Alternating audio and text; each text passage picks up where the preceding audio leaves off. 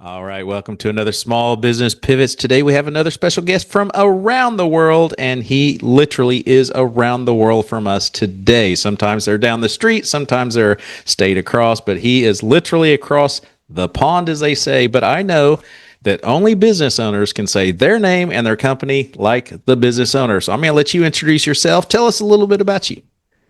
Oh, thanks, Michael. Thanks for having me. My name is St. John. I run a business called Agrarian, which specializes in training sales teams that sell to the agricultural sector. And what I do specifically is I teach them how to get comfortable with the concept of selling without the yucky, icky feelings and using the sales superpower that is human psychology. So we can get into that.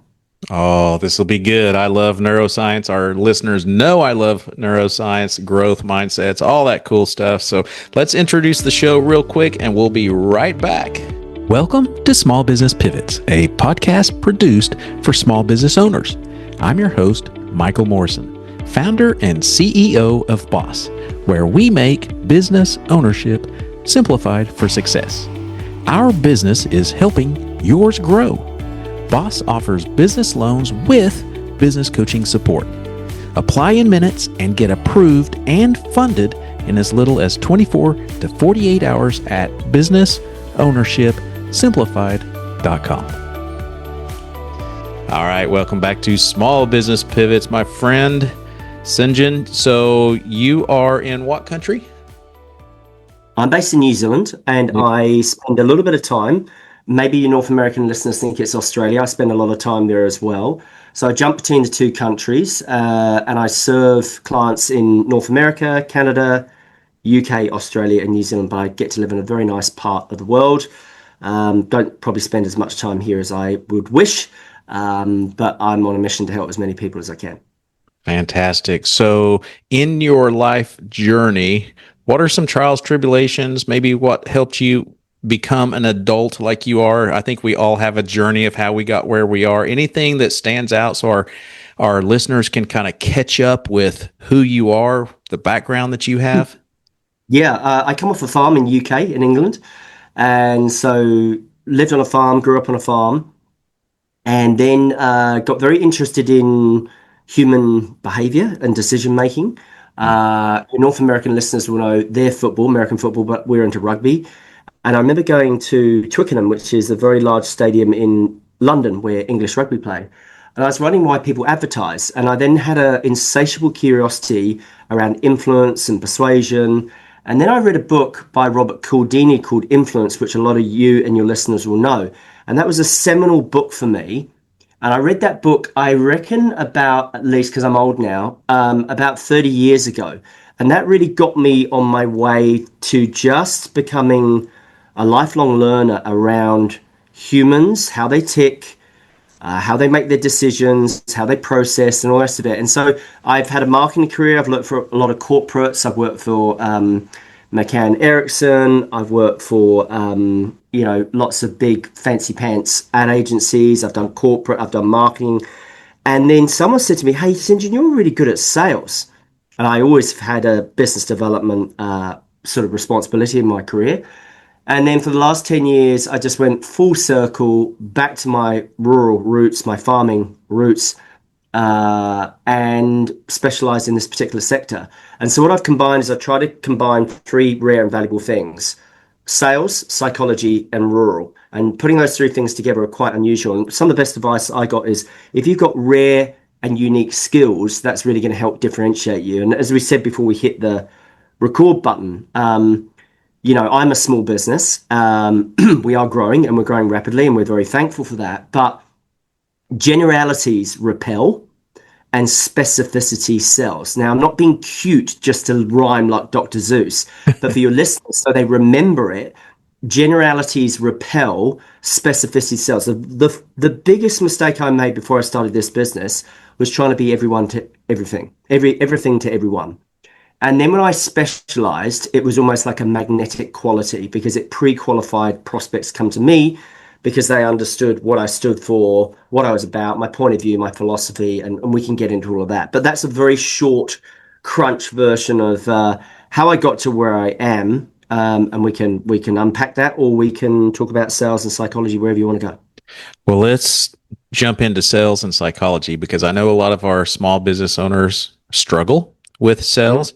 And for Mm. those not watching the video version of this podcast, you have a lot of books behind you. And Mhm. sometimes that's the problem with business owners is we read so many books, so many videos, and we get confused. And I know as a business coach myself, I work with small business owners and they're just inundated with so much information. They don't even know which is real and which is not. But I'm on your side with the psychology side, the neuroscience. Mhm. Mm. We are certified in DISC, which is Yeah. predictable behavior traits, and Yeah, so that's it right. really goes a long way. So I'd love for you just to jump in with the essentials of what you feel people should understand and know, and how they can sell better, make more sales. Yeah, makes a lot of sense. Now, first thing, listeners, and Michael, the most important psychology you need to master is the psychology of yourself. I'm just putting a big pause there so that lands so people understand that is if you want to be a success in sales or in business, you have to master your own psychology. And you have to do that by obviously, in terms of Daniel Goleman and emotional intelligence. First of all, you have to develop a self-awareness. Now, the only way you develop self-awareness is through self-reflection, or sometimes you've got a coach or a mentor or an advisor that is willing to hold up that mirror to you and say, hey, Sinjin, the way you're approaching life or the way that you're interacting or the way that you're communicating or the way that you're positioning isn't working. And I had to learn the hard way, which is that I had to change, and we'll get into that, of my approach. And that it wasn't about me, it was always about the prospect, it was always about the person in front of me. And I think that was a maturity thing, Michael, that I started to work it out. And it's, we talked about before we hit the record button, the pogo, and it's not pogo stick, but pogo said this, and I always think of pogo stick when I say this, but we've met the enemy and it is us. Now, most business owners, you know this because you're much better than me than this. Most business owners, small business owners particularly, unconsciously self-sabotage their own businesses. They don't do the boring work, the repetitive, consistent work. Their intensity doesn't beat consistency, and we all know that. And they do a lot of things, and to your point, all these books behind me, and there's a couple more bookshelves over here. No flake, I love reading, I'm a lifelong learner. What I do is I don't just read, I use, I apply. I don't just attain knowledge, I apply knowledge. And then I teach it because the quickest and fastest way to retain knowledge is to actually teach it, which is called the explanation effect. So, a long answer to your question around there's so much noise out there, there's so many books, there's so many podcasts, real shorts, don't know where to go. What you need to do is you need to spot the patterns. Now, I have this thing, I make up most of things. Hopefully, your listeners won't be disgusted by that comment, but I have this thing called a triangulation of truth. Now, if I had a serious, God forbid, if I had a serious health issue, I would not go to the first doctor and get all the advice from that one source. I'd go to a second and I'd go to a third. And it's like a GPS or a triangulation point when you're hiking or tramping.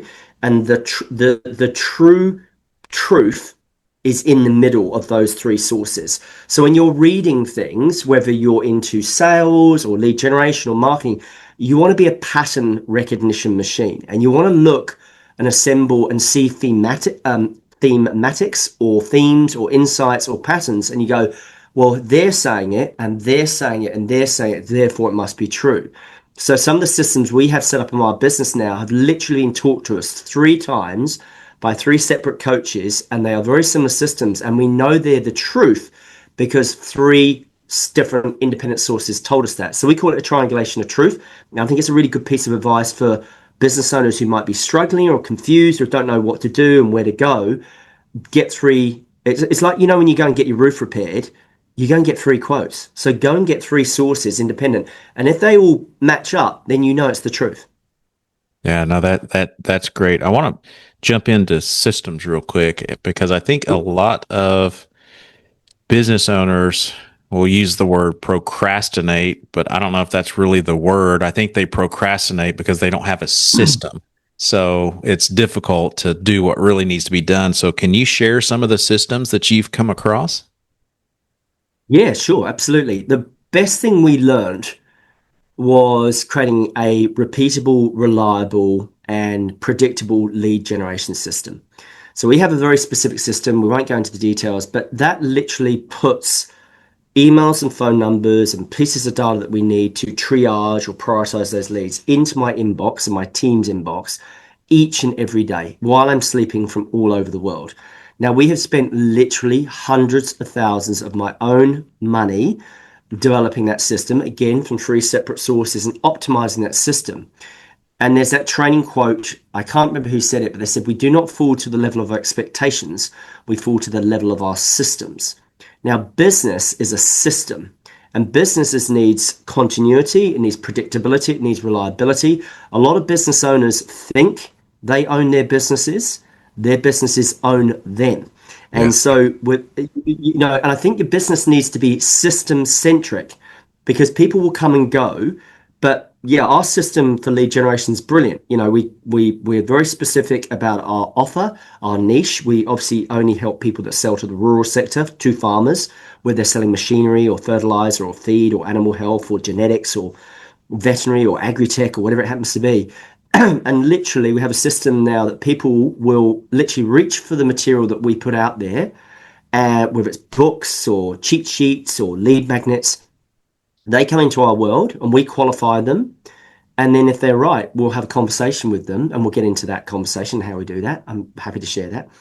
And then we work out if there's a fit and if we can help them. And if we can help them, we'll help them. And if we don't, we'll, give them free resources and maybe talk to them next time. I think one of the biggest challenges for small businesses in America is the start and the end of the sales process. So, in other words, getting those leads in, and then everybody has a conversation. Everybody can go have coffee, everybody can have a connection meeting, one to one, whatever people want to call it.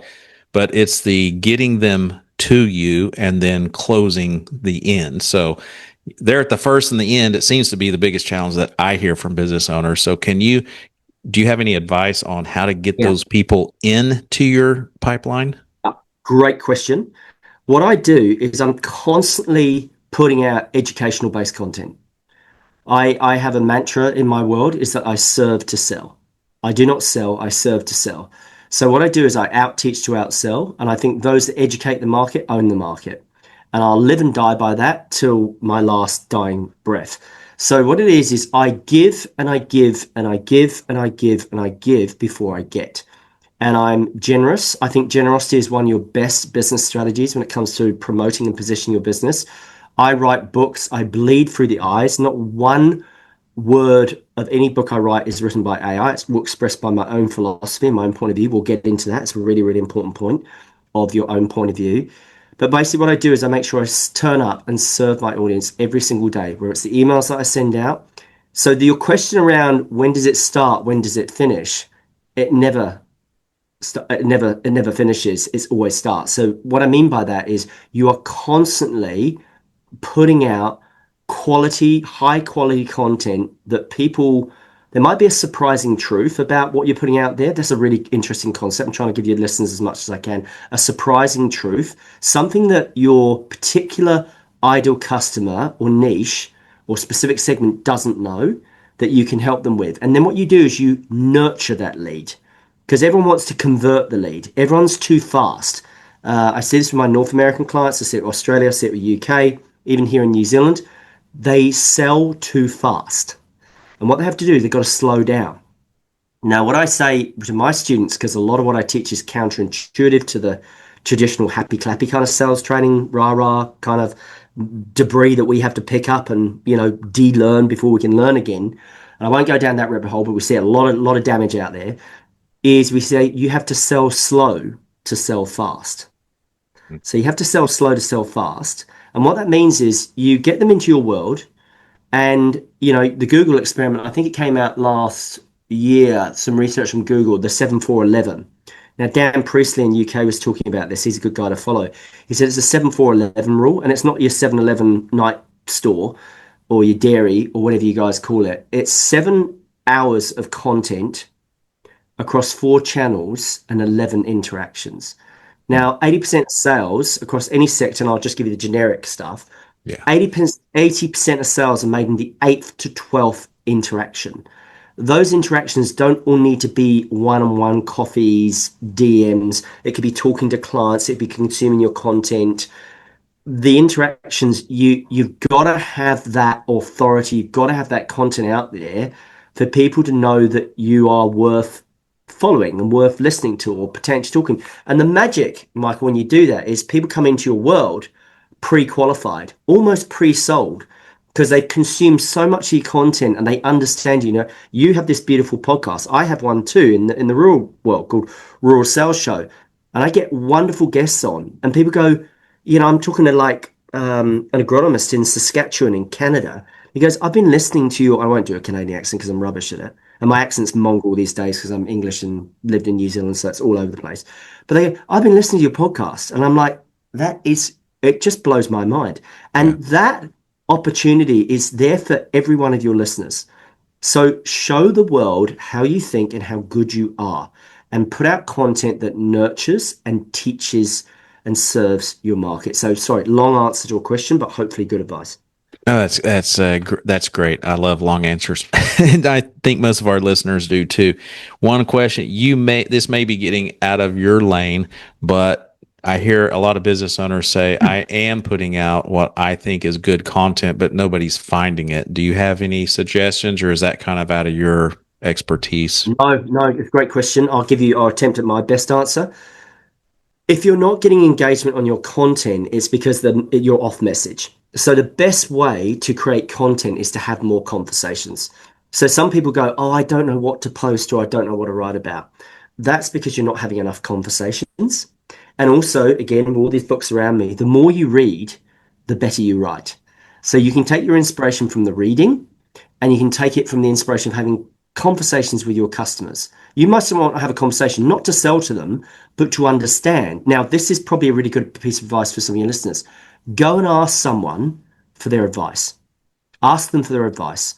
This is something I tell my students to do because good people are very willing to give people good advice. And a lot of people aren't valued for their opinions. And we're not like being disingenuine here or a false sense of authenticity. If you're genuinely curiously interested in getting advice, the answer is in your market's voice. It's the insight informs the strategy. So what happens is this is when you know you've cracked it. You're sending out I send out a weekly email. It's a text email. It doesn't have any flashy HTML. It doesn't look like a sales email. It looks like a normal email. It's a sentence case, 3 to 5 word headline, and then it's just a text email. This is the single best thing I've ever done. I've been doing this religiously for 9 years. Every Tuesday morning, my list gets an email from me, and it's been worth hundreds of thousands, if not millions of dollars of business to me over the years. And what I do is... You're listening to Small Business Pivots. This podcast is produced by my company, Boss. Our business is helping yours grow. Boss offers business loans with business coaching support. Apply in minutes and get approved and funded in as little as 24 to 48 hours at businessownershipsimplified.com. If you're enjoying this podcast, don't forget to hit the subscribe button and share it as well. Now let's get back to our special guest. This is the single best thing I've ever done. I've been doing this religiously for 9 years. Every Tuesday morning, my list gets an email from me, and it's been worth hundreds of thousands, if not millions of dollars of business to me over the years. And what I do is I might have a conversation. It might be something that we talk about, or something I talk about a prospect or an influencer or an affiliate or a client or a partner or family member or something I read or something I watch or something I consume, and I write about it. And you don't get writer's block when you're reading and you're talking. So if you've got writer's block or you've got a block in content, it's because you need to be consuming content to create content. Now, there's a whole discussion around don't be a consumer, be a creator, but you have to consume the content to create the content. My best advice is go and speak to more of your market, ask them for their advice, and that will really inform your content because it's really noisy out there. There's, AI is just, it's frightening how noisy it's going to get out there. But if you can then start, say, writing an email to your list every week, and then you hear the magic words, hey, Michael, were you in our staff room? Were you in our Well, you and our, management meeting last week, we were saying that very thing. We were having exactly that same conversation. Bingo. That's when you know you're getting it right because you're talking exactly into the mind of your market. And the best way to get in the mind of your market is to talk to them and have conversations and ask for their advice. Fantastic. Well, just for our listeners, as a business coach, I try to share some tips I've found along the way. Of course, I didn't uh, create all of these, but I create or plan my day ahead. So the night before, I have a little daily planner, but one of the sections is deep thinking thoughts for the day. And anything that comes to mind that I've read or something, I just write it down. And then when I'm needing to write something, I'm like, there's my catalog of things that people would be interested in. So, That's a um, good tip. again, Such a I good tip. didn't create that, but that might be helpful to some of our listeners. Yeah, I was just going to say on that. So on my iPhone, I literally have a notes section with my weekly email. And whenever I see an idea or think of an idea, I write it down straight away. Yeah. So I don't lose that thought. And just like you, I then just go, I know what I'm going to write about next week. So I've literally got hundreds, if not thousands, of ideas about what I'm going to write about. And, Yep. and, and if you're running out of ideas, it's because you're not curious enough about the world around you. Again, I think curiosity is a superpower as well. I think that's probably been one of the biggest game changers for me in terms of opening more doors for me is get insatiably curious about the particular market I serve and serve them the best I can. And I show up for my market by doing the work, being a lifelong learner, reading the books. Like your brilliant man, Warren Buffett, big hero of mine, as was Charlie Munger, late Charlie Munger. And I think it was 13 years ago, I read Warren Buffett and he said something seminal which really struck a chord for me, and I've lived with that by ever since. He says, the more you learn, the more you earn. Yep. And I've literally lived that mantra from the day I read those words. And they were poignant, they were powerful. And I've made a lot of money by just Yeah. following that advice. Learn to earn. Learn to earn. Well, let's jump to the. We're going to keep going through the steps on the sales. So we've got our people in the door. They're interested. We've Yeah, educated them, and we're talking about psychology and understanding yourself and all that stuff. So, kind of, what's that next area of sales that you have found that you could share with our audience? sure. So really, sales should be about pulling people towards you, not pushing them away. And again, I think you do that through your content, through your positioning. I'll draw it on the iPad. I might be able to draw it if I can. If I can, I can't. But what I'll do is I'll describe something for people that perhaps can't see this. Is you have a kitchen stool in your kitchen, and you have hopefully on that kitchen stool, I'm going to see if I can do art school, which is not very pretty, but I'll see if I can do this. So, oh, there we go. So what we've got is we've got a kitchen stool. And as you can see, I haven't gone to art school, Michael. So anyone that's watching this video, there is a kitchen stool. And I don't sit on any kitchen stool in anyone's houses with one leg. Now, most people crow on and boast about that they don't need to advertise because they've got word of mouth or all their business becomes referred. I go, interesting. And when I say interesting, I get curious rather than critical, which is a little trick of mine, a little hack. And I go, what happens if you also did a weekly email? I abbreviate a lot, and I'm drawing the legs here. And maybe you did some Facebook ads, or maybe you appear on these wonderful podcasts like Michael's. And over time, you build more legs to your lead generating stool. And this increases your list. Now, what happens is say, I actually come from a family of doctors. I kid you not. So my writing is appalling and I abbreviate. But what you're doing here, the seat of the stool is held up and it has stability and certainty because the more lead generation legs you have to this stool, the more stable and the more secure your business becomes. So I use this as a metaphor in terms of systems and teaching is your list is your lifeline. During COVID, if you had to sell for an intermediary and you didn't have a list, you know how important your list is, Michael. I know how Oh important yeah. my list is. Hmm. I'm constantly building my list. We had hundreds of people. I'd love it to be thousands, but we had hundreds because we're very niche.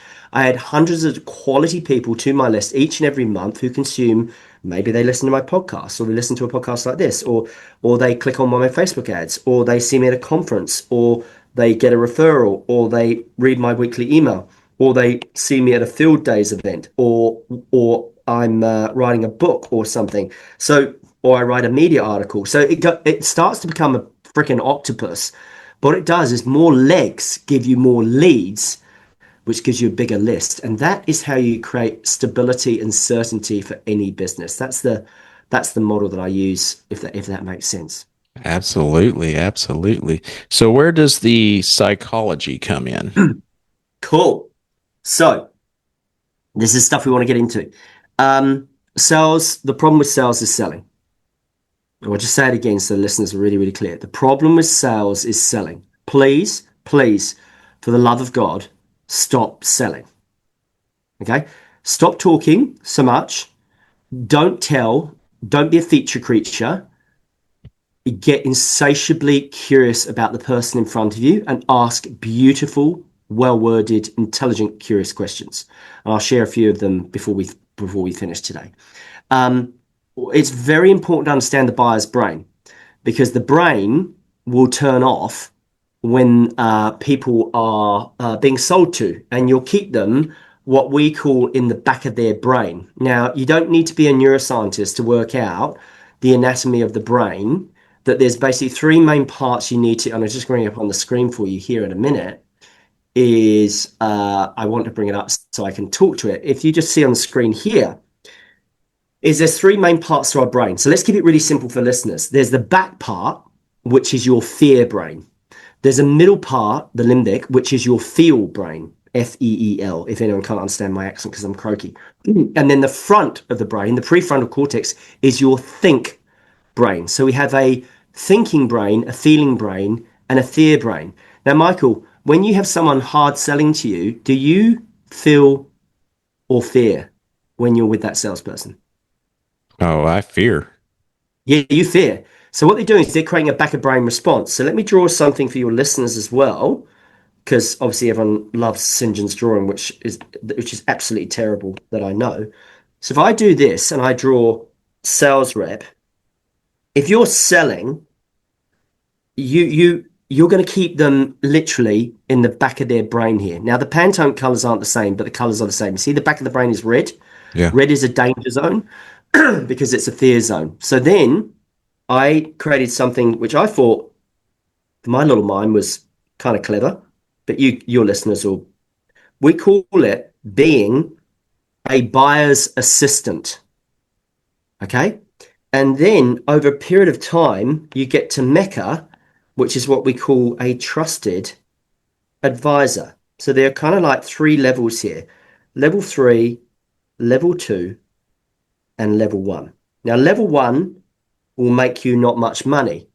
Level two will make you a lot more money. And level three, trusted advisor, which happens over a period of time, compound of time and experience, will make you a lot of money, because you don't seek them, they seek you out, and they find you, and they don't shop you, they don't price you, they just choose you and pay you lots of money. But that happens over time. Everyone wants to skip the steps, Michael. If you can see the screen here, everyone wants to skip the steps and go straight to level three. Everyone skips the steps. Now, if your listeners are really clever, which I know they would be, have you noticed there's a connection between these two things? If I could put these side by side, which I can't, because I'm at the limit of my technical abilities even doing this, you can see that the three levels relate to the three levels in the brain. So the back of the brain is a sales rep. That's where you will suffer if you sell. But if you play the role of bar assistant, you keep them in the middle part of the brain, which is where they feel safe. I talk about buyer safety or psychological safety in terms of psychology. In sales terms, it's never assuming the sale, because as soon as you assume the sale, you will elicit a fear or threat response and put your buyer in the back of their brain. And over time, what you do is, when you keep being a buyer's assistant, they feel safe with you, and then they will tell you more, and they're going to the thinking part of the brain, the top of the brain. So we talk about the back of the brain being fear, middle brain being feel, and top of the brain being think. And it's really important to remember these three levels that I've written appallingly here, abbreviated. Stop selling.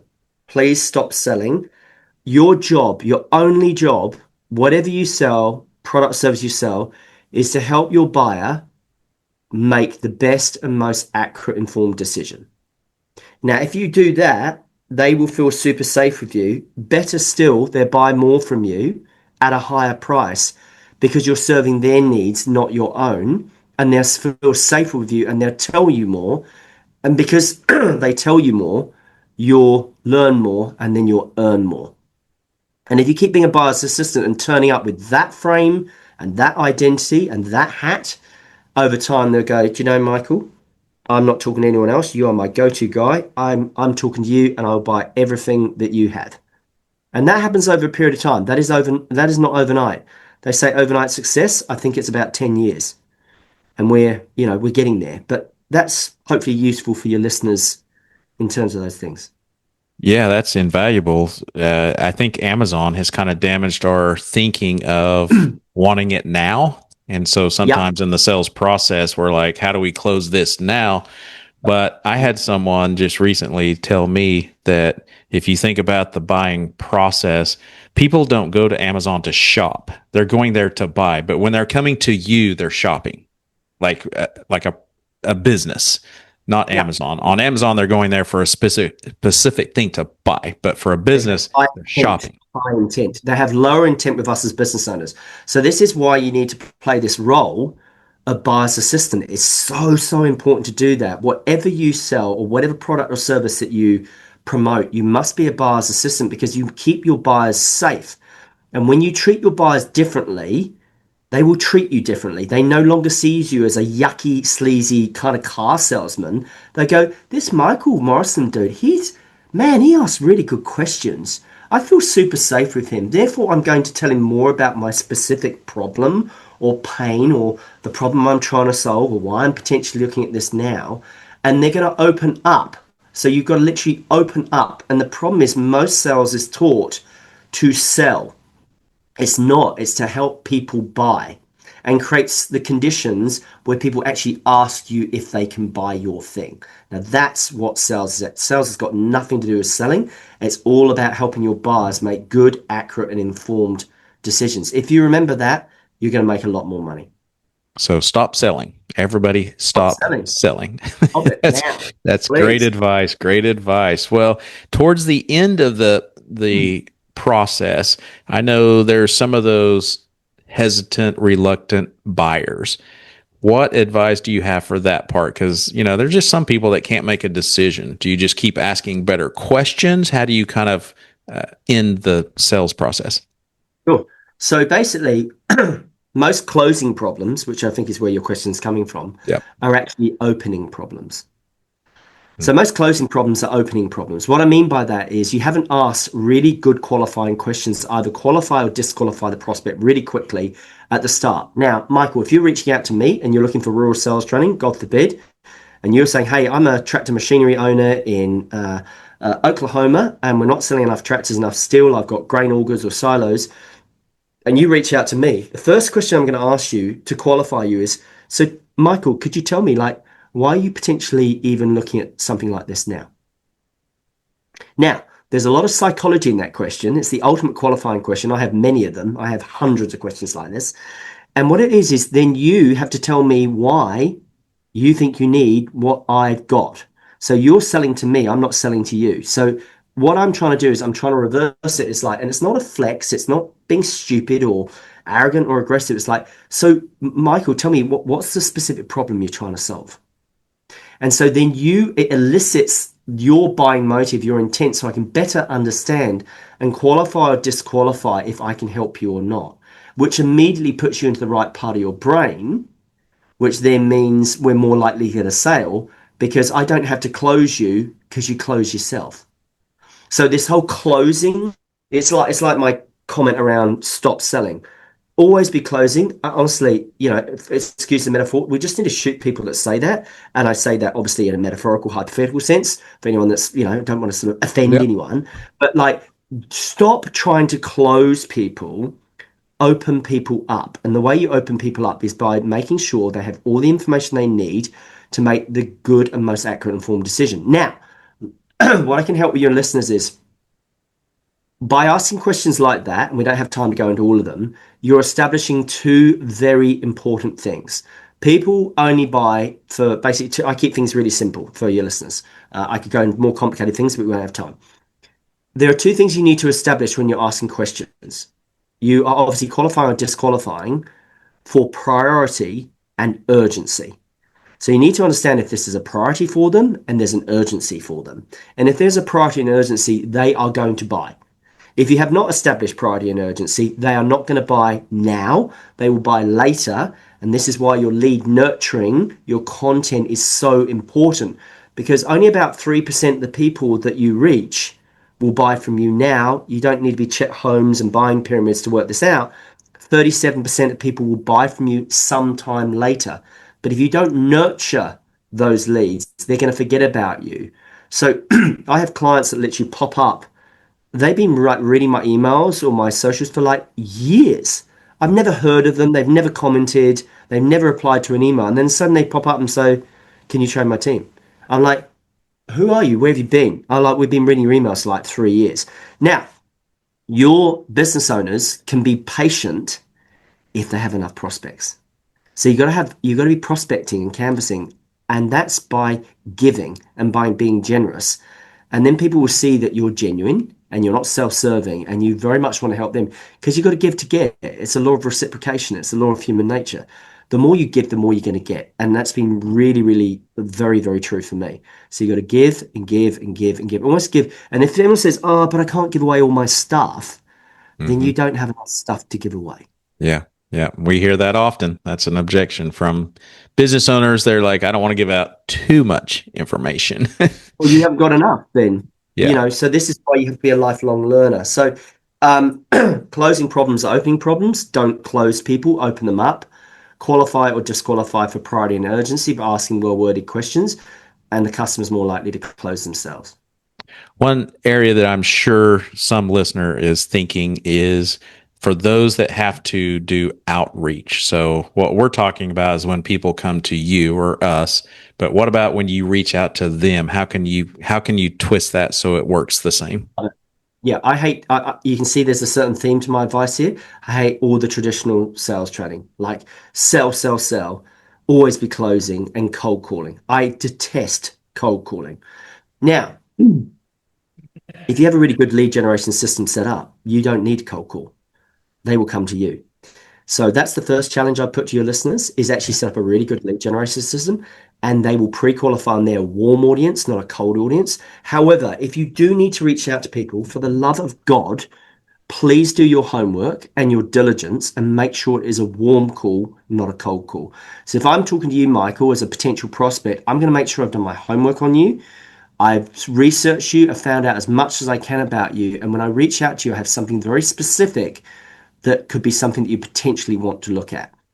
I will also have, excuse me, a mountain of proof behind me that what I say I do actually works. So we have testimonial templates and case studies. I have hundreds of case studies in terms of our results. So what I do is I'll normally find a point of familiarity to reduce the natural cynicism. Saying, "Hey, Michael, I've worked with businesses like you, just like yours, and we've achieved, excuse me, crikey, results just like this. But rather than listen to me, please have a look at it. And here's your guy. It's actually one of your competitors who we've worked with previously."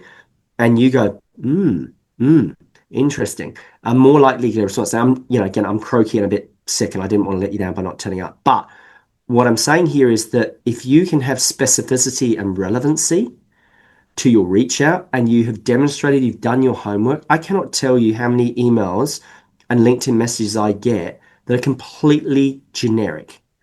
Yeah. No one has done their homework on me and my business and said, "We've looked at your website and we've looked at this."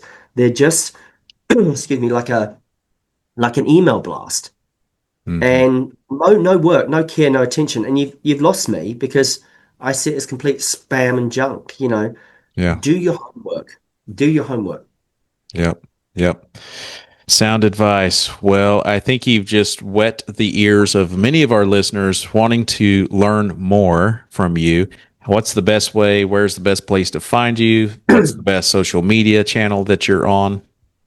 Yeah, appreciate it. Now, I might not be as relevant for your listeners, but if you're obviously in a rural, provincial setting, I have a podcast called The Rural Sales Show. So if you want to understand around sales and psychology, get into that. The best place they can go really to get any of my stuff, it's all free. We do this like you for love and for serving people, is www.rural, that's RURAL, salessuccess.com. I'm sure your wonderful team will put that in the show notes.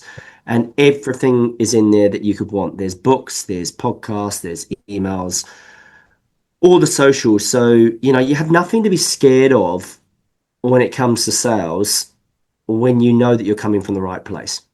Yeah. You got to have the right intent. Please, please, please be a buyer's assistant. Don't be a salesperson. So would you say sales is an ongoing educational journey? Yeah. I mean, Okay. I would say that generosity is your best strategy in sales Yep. by helping your customers make better decisions. Yep. Well, you've been a wealth of information and a blessing to many. I wish you continued success, but I always ask one last question.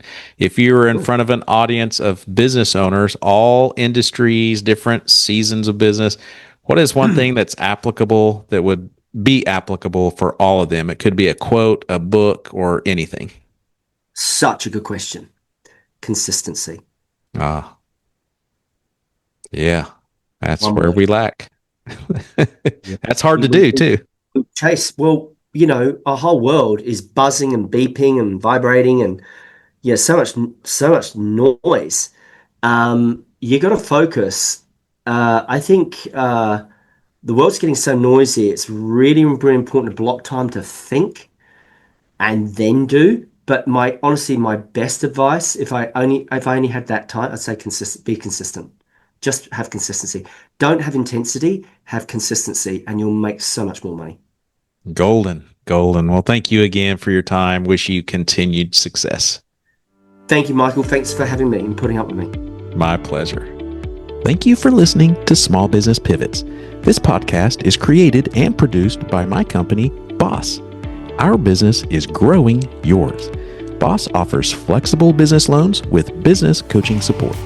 Apply in minutes and get approved and funded in as little as 24 to 48 hours at businessownershipsimplified.com. If you're enjoying this podcast, don't forget to hit the subscribe button and share it as well.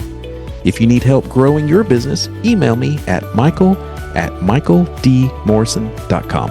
We'll see you next time on Small Business Pivots.